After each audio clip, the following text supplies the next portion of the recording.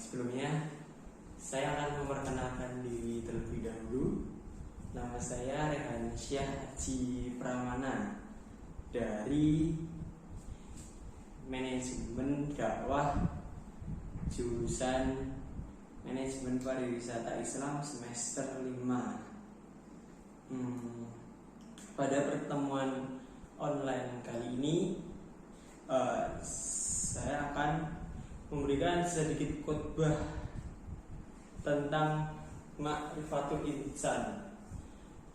Khotbah ini sebagai salah satu tugas UAS dari mata kuliah Kitobah dengan dosen pengampu Bapak Judi Amin.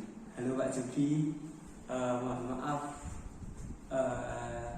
kemarin itu tidak bisa datang ke pendopo karena bertabrakan dengan meeting kerja. Langsung saja dimulai ya. Assalamualaikum warahmatullahi wabarakatuh. Innal hamdalillah nahmaduhu wa nasta'inuhu wa nastaghfiruhu wa na'udzu billahi min shururi anfusina wa min sayyiati a'malina may yahdihillahu fala mudhillalah wa la yudhlilhu fala hadiyalah. Asyhadu an la ilaha illallah wahdahu la syarikalah wa asyhadu anna Muhammadan abduhu wa rasuluh. Allahumma sholli ala Muhammadin wa ala alihi wa ashabihi ajma'in. Innallaha wa malaikatahu yusholluna ala nabi. Ya ayyuhalladzina amanu shollu alaihi wa sallimu taslima. Ya ayyuhalladzina amanu taqullaha haqqa tuqatih wa la tamutunna illa wa antum muslimun. Pertama-tama marilah kita panjatkan puji syukur kita atas hadirat Allah Subhanahu wa taala yang telah memberikan kita banyak sekali nikmat, yakni nikmat iman, Islam serta nikmat sehat wal afiat. Karena dengan nikmat tersebut kita bisa menghadiri acara ini atau khotbah ini meskipun online. Tidak lupa sholawat serta salam semoga selalu terlimpah dan tercurah kepada Nabi besar kita, junjungan kita, dan suri tauladan kita, yaitu beliau baginda Nabi Muhammad Sallallahu Alaihi Wasallam beserta keluarganya, para sahabatnya, serta pengikutnya, dan semoga kita termasuk sebagai golongannya dan mendapat syafaat di hari akhir nanti. Amin. Khotbah kali ini, khotbah online kali ini, saya akan membahas sedikit tentang Ma'rifatul Insan. Kita manusia adalah makhluk Allah yang unik dan istimewa. Bisa kita lihat di negara plus 62 ini bagaimana manusia-manusianya. Kita tercipta dari dua unsur yang berbeda satu dengan lain. Tanah yang berasal dari bumi dan ruh yang berasal dari langit. Terciptanya kita dari tanah menjadikan kita makhluk yang membutuhkan hal-hal bersifat bumi, seperti makan, minum, nongkrong di kafe, di meeting room. Oh ya, ini saya lagi di meeting room dari Nakben, disponsori langsung karena saya barista di kafe ini, alhamdulillah. Dan terciptanya kita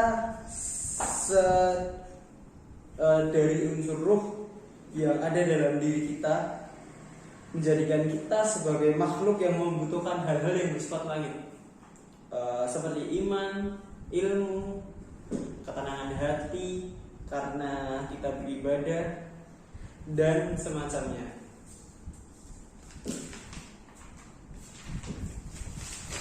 Allah telah mengilhamkan dalam diri kita dua potensi. ada dua potensi. Yang pertama potensi baik, yaitu at-taqwa, dan potensi buruk, al-fujur. Kemudian Allah membebaskan kita untuk memilih, entah itu jadi beriman atau kafir, menjadi baik atau buruk, menjadi jahat atau jelek ya baik, menjadi superhero atau lawannya. Itu kita dibebaskan untuk memilih. Mau milih Power Ranger merah juga boleh. Ya seperti itulah.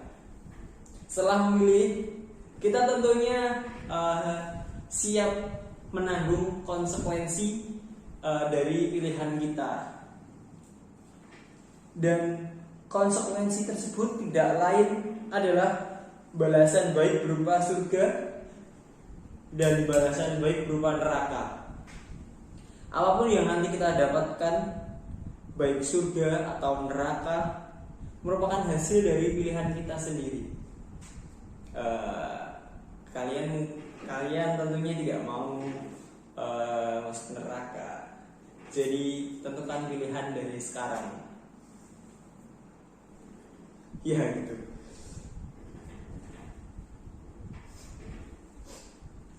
Karena itu, jika ada seseorang manusia yang nantinya masuk ke dalam api neraka, itu tidak lain karena kezolimannya sendiri kepada diri sendiri.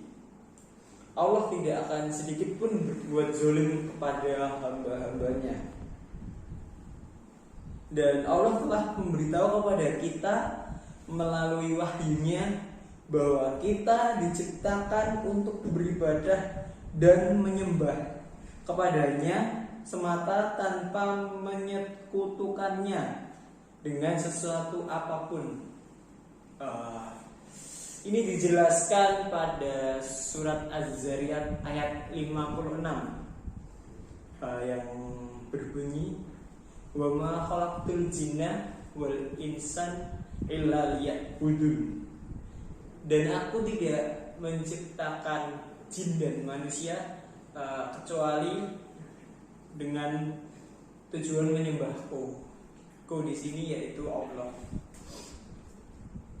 Seluruh kehidupan kita harus bernilai ibadah, entah itu bekerja, belajar, ke kampus, tidur mungkin atau makan. Kita harus bermindset itu beribadah. Niatkan itu sebagai ibadah, mencari amal soleh untuk diri kita sendiri. Dengan seperti itu, hidup kita senantiasa diridhoi Allah. Dan semoga kita mendapatkan surganya. Amin. Manusia telah menerima tawaran Allah untuk memakmurkan alam semesta. Untuk itu Allah telah menganugerahi berbagai macam potensi kepada manusia untuk bisa memikul amanah tersebut. Allah menciptakan manusia dalam sebaik-baiknya bentuk, fi ahsani taqwim.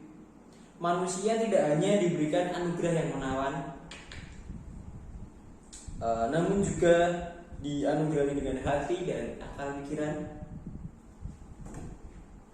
untuk bisa menserap ilmu pengetahuan dan membedakan antara mana yang baik dan mana yang buruk.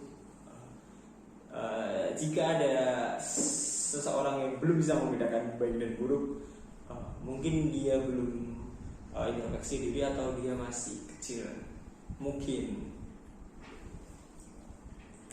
Di samping itu, Allah juga telah menundukkan alam semesta untuk manusia, karena kita bisa memanfaatkan segala hal yang ada di alam ini, baik itu benda mati, tumbuhan, binatang dan sebagainya. Contoh binatang, kuda bisa kita manfaatkan tenaganya untuk bekerja. delman itu memanfaatkan kuda untuk tenaganya itu untuk diforsir untuk mencari rezeki, atau kerbau untuk membantu petani membajak sawah. Tapi sekarang udah ada mesin, jadi kerbau udah kalah pamor. Sik. Atau tumbuhan seperti yang viral janda bolong, itu harganya sangat mahal. Itu sebetulnya janda bolong itu baik untuk hiasan, tapi yang buruk itu orang-orang di dalam bisnisnya itu dinamakan money bisnis. Itu bisnis yang tidak baik, tapi bagus untuk keuangan, tapi tidak baik, jangan ditiru ya. Kita tentunya memiliki kelemahan. Fisik kita tidaklah kuat seperti singa ataupun gajah. Namun dengan akal yang Allah berikan, kita bisa mencari cara untuk melindungi diri dari binatang-binatang buas semacam itu. Bahkan kita bisa membinasakan hewan-hewan tersebut. Tentunya jika kita mau, tapi jangan ya. Bahkan kita diciptakan tidak bisa hidup di air pun ada kegunaannya. Dengan akal yang Allah berikan, kita bisa menciptakan kapal laut dan kapal selam untuk mengarungi perairan yang luas dan dalam. Ya gitu. Dan kita tidak dikaruniai sayap untuk terbang seperti di film-film. Kita tidak dikaruniai sebagaimana burung yang dikaruniai sayap. Namun dengan akal yang Allah berikan kepada kita, kita bisa menciptakan berbagai macam peralatan yang memungkinkan kita untuk terbang ke langit, bahkan ke angkasa sekalipun. Tentunya pernah mendengar cerita bahwa ada orang pertama yang ke luar angkasa, yaitu Neil Armstrong. Ada yang beranggapan benar, ada yang beranggapan salah. Itu tergantung dari bagaimana kita menggali suatu data-data untuk mencari kebenaran. Asik. Subhanallah, Maha Suci Allah atas segala firman-Nya. Oleh karena itu, kita wajib mensyukuri segala yang telah Allah anugerahkan kepada diri kita, berupa jasad, hati, dan akal pikiran kita. Salah satu caranya adalah dengan senantiasa menjaga ketiga tersebut. Ketiga hal tadi harus dijaga secara seimbang. Jasad kita harus kita rawat dengan cara memberi kebutuhan seperti makanan, minuman, olahraga, dan kebutuhan lainnya. Sementara hati kita juga harus senantiasa kita jaga dari hal-hal yang negatif, hal-hal yang menimbulkan penyakit hati seperti iri, dengki, tamak, seriak, songong, seperti itulah. Jangan sampai. Dan akal kita juga perlu kita pelihara dengan cara mengasah kecerdasan dan menghiasinya dengan ilmu-ilmu yang bermanfaat. Kita bisa membaca buku, membaca hadis, membaca Al-Quran, bahkan membaca referensi lain yang kita butuhkan di era 4.0 milenial ini.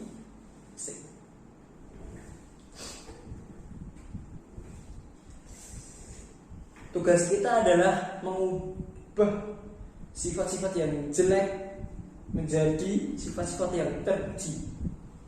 Hal itu tentu saja membutuhkan kesungguhan. Kesungguhan yang dimaksud adalah mujahadah. Seberapa jauh kita bermujahadah dalam mengekang jiwa kita dan menentukan kualitas jiwa kita.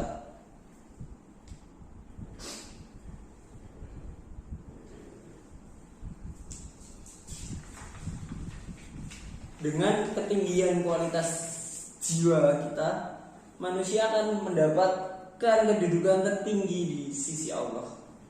Pada level tertentu, ia bahkan dikatakan lebih tinggi kedudukannya dari malaikat. Wow, keren. Ini yang harus kita capai, men. Come on. Karena taatnya malaikat bersifat taken for granted, yang artinya tanpa pilihan. Sementara taatnya manusia bersifat mukhayyar, yaitu atas pilihan diri sendiri. Jadi bisa kita simpulkan bahwa kita harus memilih pilihan yang baik untuk kita. Namun ketika seseorang manusia memiliki kualitas jiwa yang rendah, hanya diperbudak oleh syahwat semata, itu pun tidak lagi berbeda dengan binatang. Astagfirullahaladzim. Bahkan bisa lebih rendah lagi, teman-teman. Yang demikian itu karena ia hidup tanpa aturan, beringas, saksa itu, oraan, syakar PDW. Dan padahal binatang itu dikaruniai tanpa hati dan pikiran. Na'udzubillahi min dzalik. Pada akhirnya diri kita sendirilah yang akan menentukan kita akan menjadi siapa dan apa, akan menjadi apa dan siapa. Karena kita adalah makhluk mukhayyar, bebas untuk menentukan pilihan. Tetapi ingat, setiap pilihan ada konsekuensinya dan akan dipertanggungjawabkan di akhirat kelak. Jadi waspadalah dengan pilihanmu. Iya, kamu D, iya kamu milih aku ya. Enggak, bercanda. Jangan seperti itu ya.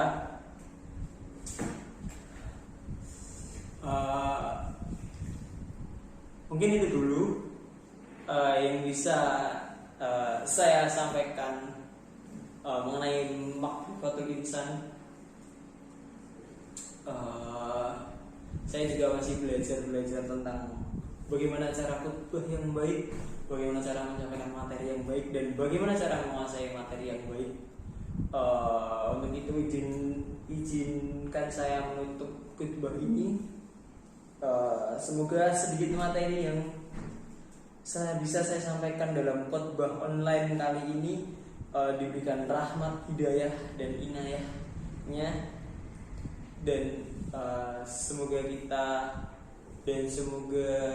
materi ini bisa menjadi amal soleh kita. Amin. Akhir kata, bila ada kurangnya itu datang dari diri saya pribadi, dan bila ada benarnya itu datang dari Allah Subhanahu wa taala. Billahi taufik wal hidayah wa ridwanillah. Assalamualaikum warahmatullahi wabarakatuh. Terima kasih.